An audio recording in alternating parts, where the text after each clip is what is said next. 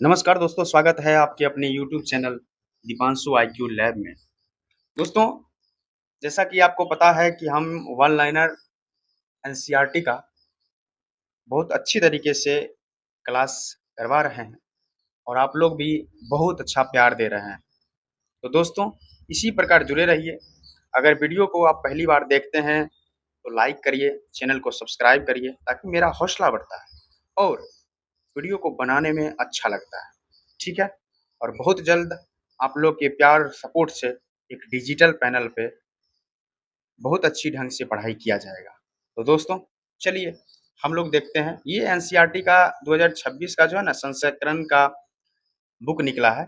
यही बुक का जो है ये व्हाइट कर दिया गया है। ठीक है? वही चीज़ है। अगर नया लीजिएगा तो आपको यही कलर में दिया जाएगा। और देखते हैं आगे क्या है। उन्हीं महेश कुमार वर्णवाल जी का बुक है। ठीक है? आज हम दोस्तों देखने वाले हैं इस क्लास में भूगोल का जो है चैप्टर है मिट्टी। मृदा मतलब मिट्टी। चलिए शुरू करते हैं। मृदा, भारत की मृदाओं का वर्गीकरण उत्पत्ति, रंग, संयोजन तथा अवस्थिति के आधार पर। ठीक है दोस्तों, तो देखिए ये अनेकों भागों में बटा हुआ है। जलोढ़ मृदा, काली मृदा, लाल और पीली मृदा, लेटेराइट मृदा, शुष्क मृदा, लवणीय मृदा, पीट मृदा, वन मृदा, इतनी सारी मृदा है। इसके बारे में हम नीचे पढ़ेंगे वन लाइनर। चलिए क्लास को आप लोग लेकिन पूरा देखिएगा, अच्छा लगेगा। सब वीडियो देखिएगा। सब वीडियो प्लेलिस्ट में मैंने अच्छी तरीके से बना के रख दिया है, आप लोग देखिए जरूर। चलिए क्लास की ओर चलते हैं। मृदा शब्द की उत्पत्ति लैटिन भाषा के शब्द सोलम से हुई है, जिसका शाब्दिक अर्थ होता है फर्श। ठीक है? भारत के सर्वाधिक क्षेत्र में कौन सी मृदा पाई जाती है? जलोढ़, जिसको कछारी मृदा भी कहा जाता है। रेगुर, रेगुर मृदा को किस अन्य नाम से जाना जाता है? काली मृदा। रेगुर मृदा का सर्वाधिक विस्तार किस राज्य में पाया जाता है? महाराष्ट्र में। मालवा पठार में किस मृदा की अधिकता है? काली मृदा की। दोस्तों, काली मृदा को स्वतः जुताई वाली मृदा भी कहा जाता है, जिसमें सिंचाई की कम आवश्यकता पड़ती है। यह मृदा कपास की खेती के लिए सबसे उपयुक्त मानी जाती है। ठीक है? ध्यान से देखिए, मजा आएगा पढ़ने में। मिट्टी का पीला रंग फेरिक ऑक्साइड के कारण होता है, जबकि लाल रंग लोहे के ऑक्साइड के कारण होता है। ठीक, आगे चलते हैं दोस्तों।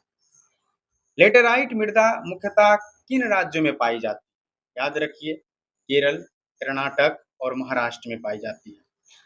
लोहे की मात्रा अधिक होने के कारण कौन सी मृदा दिनों दिन अनुर्वर होती जा रही है? लेटेराइट में मृदा। अब देखते हैं मृदा की क्षारीयता को कम करने के लिए जिप्सम का प्रयोग किया जाता है। ठीक है? लेटेराइट मृदा भारत में मुख्यतः कहाँ पाई जाती है? मालाबार तटीय प्रदेश पर। मालाबार तटीय प्रदेश में सबसे कम जल धारण क्षमता किस प्रकार की मृदा में होती है? बालुई दोमट मिट्टी में।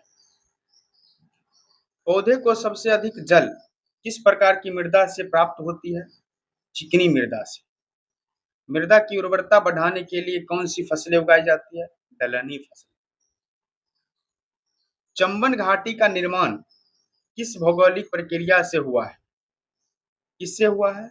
अवनालिका अपरदन से। चाय बागानों के लिए कौन सी मृदा उपयुक्त है? लेटेराइट मृदा। दोमट मृदा में कौन कौन से कण पाए जाते हैं?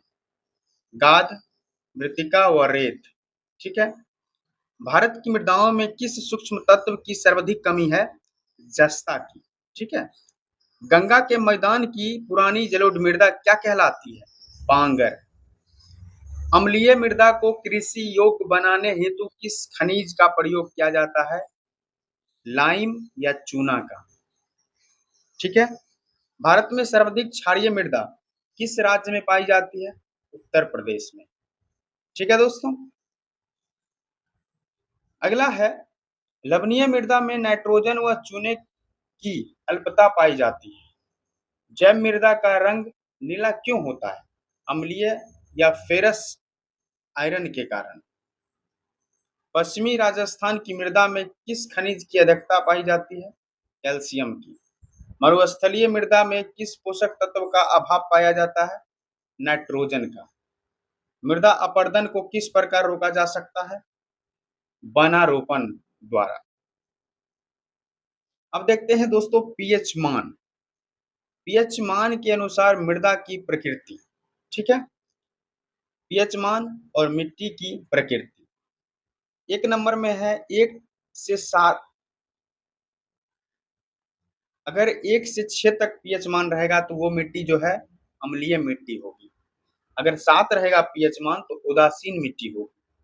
अगर 8 और 14 तक पहुंच जाए तो वो क्षारीय मिट्टी होगी। ठीक है दोस्तों, याद रखिएगा। तो दोस्तों आज का क्लास इतना तक ही था। ठीक है, यहाँ पर देख सकते हैं 8-9 स्लाइड ही है। तो अगर क्लास अच्छा लगा हो तो ऐसी और क्लास देखने के लिए क्या करना है? हमारी चैनल को सब्सक्राइब करना है।